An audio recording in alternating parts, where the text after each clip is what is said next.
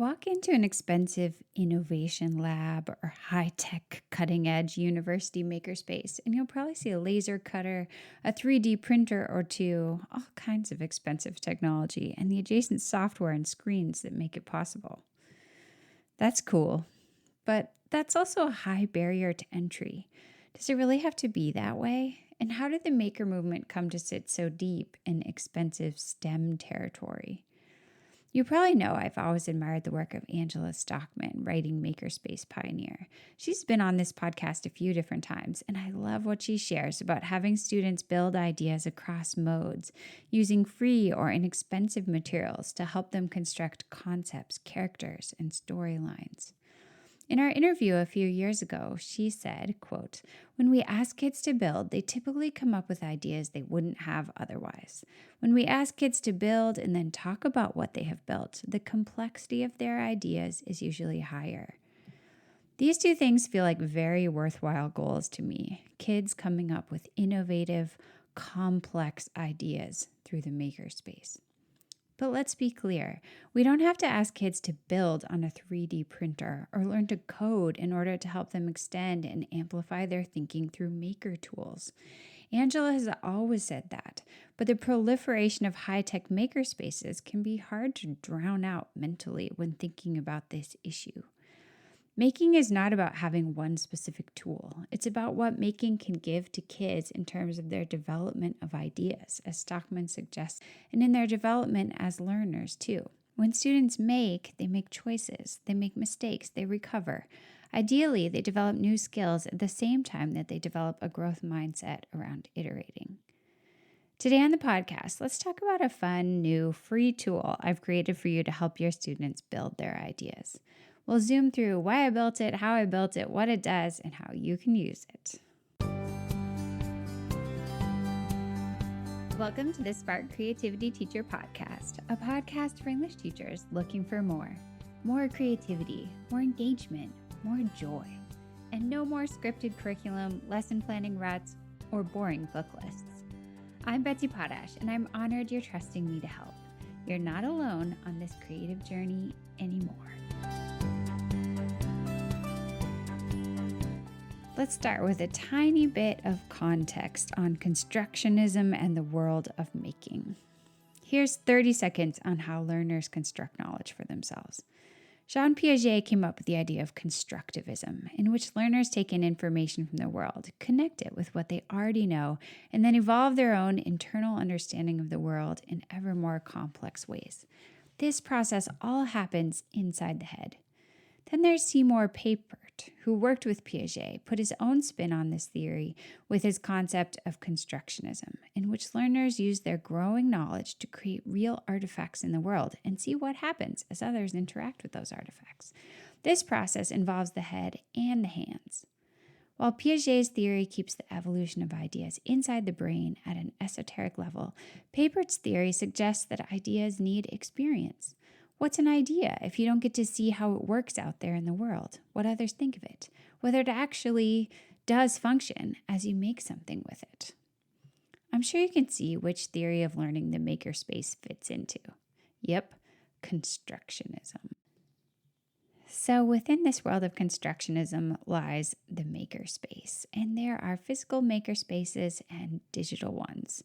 As I mentioned in the intro, a lot of physical makerspaces have become synonymous with high tech and big money, but it just doesn't have to be that way. I find myself thinking of Jessie J's song lyrics, a bit of the soundtrack from Pitch Perfect, one of my favorite movies. I'm not going to sing it for you here, but if you've seen the movie, maybe you can hear it in your head. The song goes, "It's not about the money, money, money. We don't need your money, money, money. We just want to make the world dance. Forget about the price tag." Angela Stockman has always said that students could use recycled materials, art supplies, items collected from nature, Post-its, paper.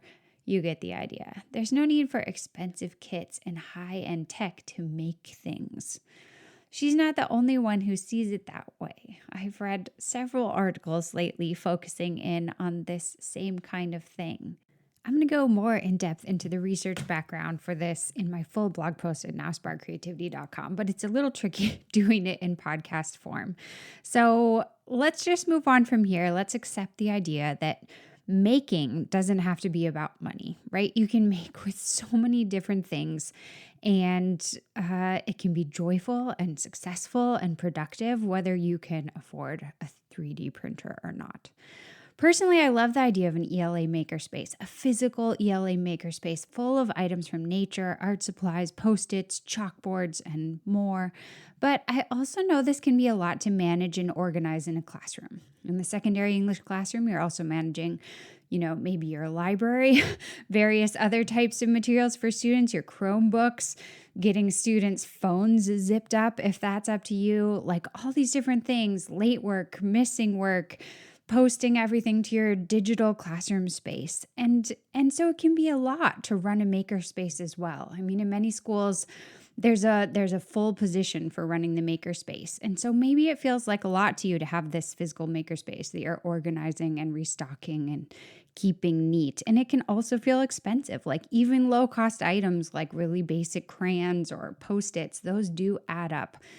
So I wanted to create a free maker tool that could be a little bit less messy and a little bit less complicated for you, but that would still allow students to get into this idea of making an English class in a new way. And so my goal with this project, this tool that I'm going to share with you this week, was to create a really inviting, colorful, fun set of drag and drop idea blocks that students could pull from digital quote unquote shelves to build ideas. And I'm really excited about this. I'm going to put some imagery in the show notes so that you can get the sense of it. But I made 50 colorful blocks and dropped them into a little studio canvas where students could play with them in slides. There's a set of blocks on a white background and a set of blocks on a black background. And it might sound like, hey, what are high school students or even middle school students going to do with blocks? But I got this idea from listening to Angela Stockman talk about inviting students to build their ideas. And when my mind thinks of building, I'm thinking about blocks.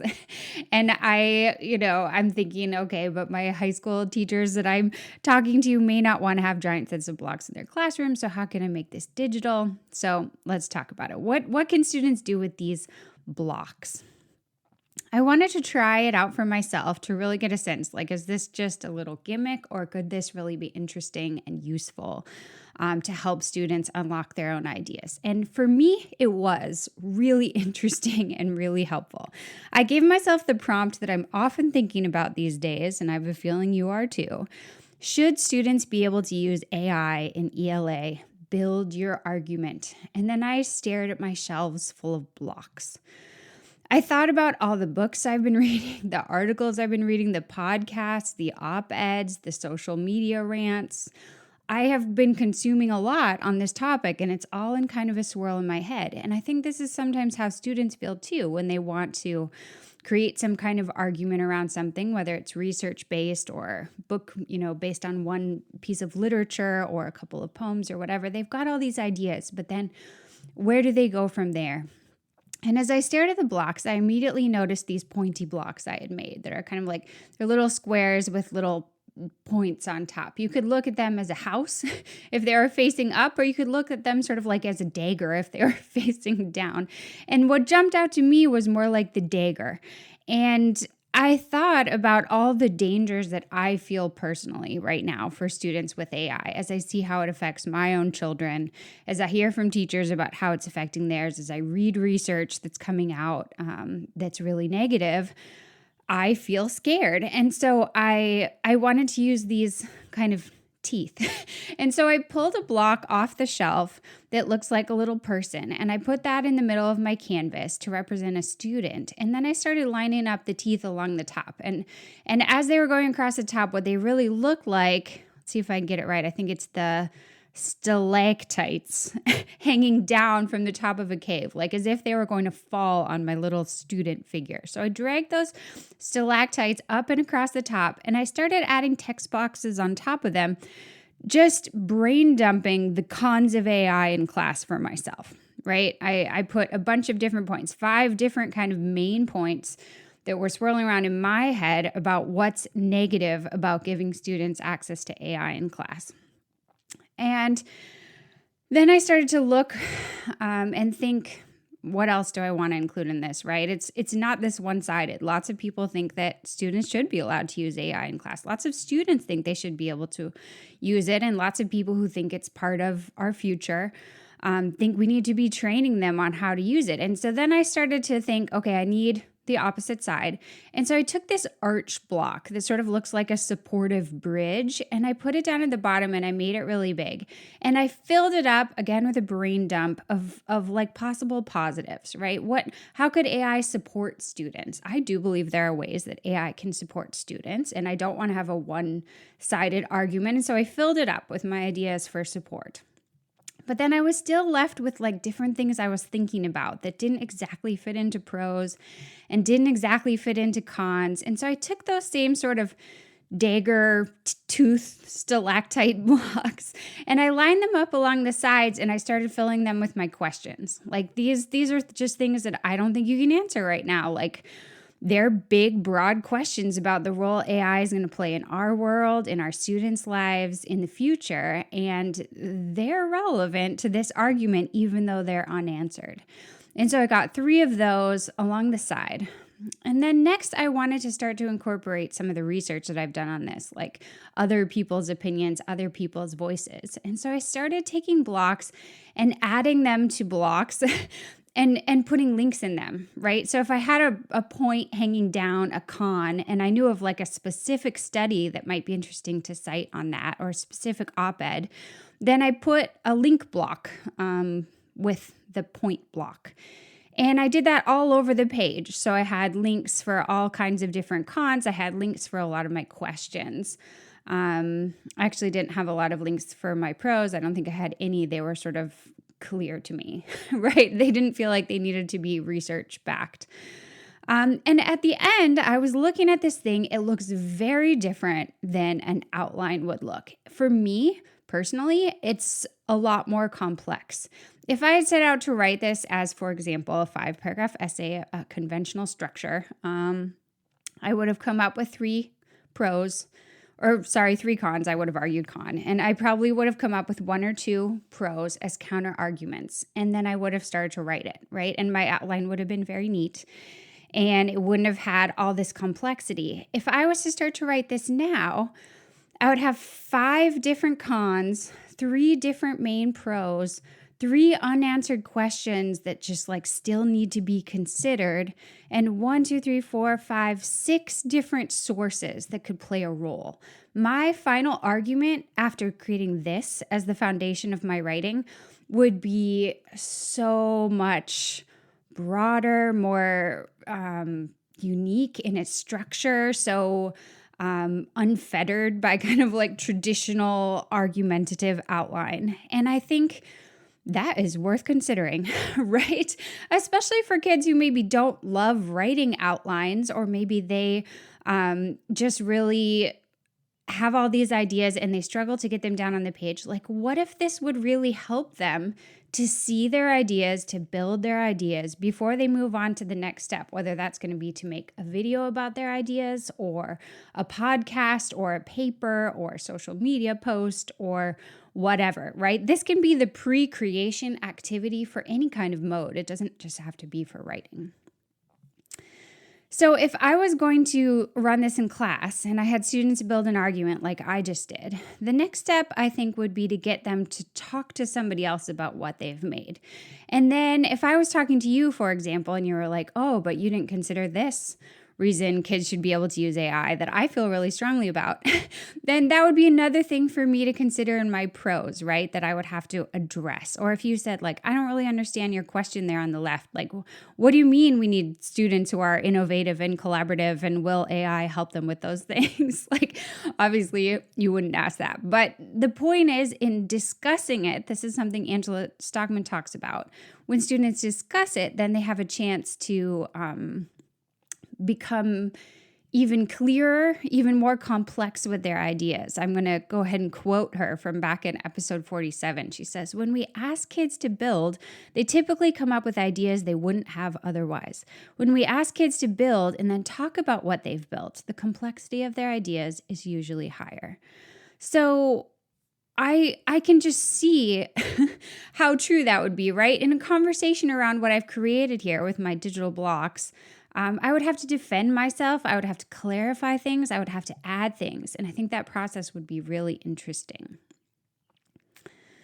Okay, so have I convinced you that maybe this could make for an interesting class period experiment? I hope so. You could use this tool with any kind of prompt, argument, research-based, opinion-based. You could use it as part of the pre-creation phase of almost any project. But the idea I really want to think about in terms of ELA makerspaces is that once you introduce some tools in a digital makerspace or a physical makerspace, you can keep those available to writers and creators every time you're in a writing or project cycle. You can give them that agency when you say like, hey, use the type of pre-creation tool that works best for you. If you want to make an idea map, make an idea map. If you want to make an outline, cool. Sketch notes, cool. You want to check out the makerspace, you want to build your idea with Post-its on the wall, great. You want to use the digital idea blocks, great. Giving them that agency only helps prepare them more for the future, right? Whatever they're going to make in this world, it's going to be up to them how they kind of go about it. And so by giving them a lot of different tools, you're giving them agency in their own learning, and you're giving them the ability to choose what works for them. Okay, I'm going to put the link in the show notes for you to grab a copy of the idea blocks. I think that this could be a really great tool for you. I'm also going to put the sources that have contributed to my thinking for this episode, because I've been reading a lot, thinking a lot, learning a lot about the makerspace and its possible intersections with ELA. And this is a journey I was first set on long ago by the wonderful Angela Stockman. And it's been a pleasure to dive back into it lately and learn more and see even more about how people are using it and why they're using it, and think about how you can use it. So thanks so much for joining me today. Until next time, take care of yourself and stay creative.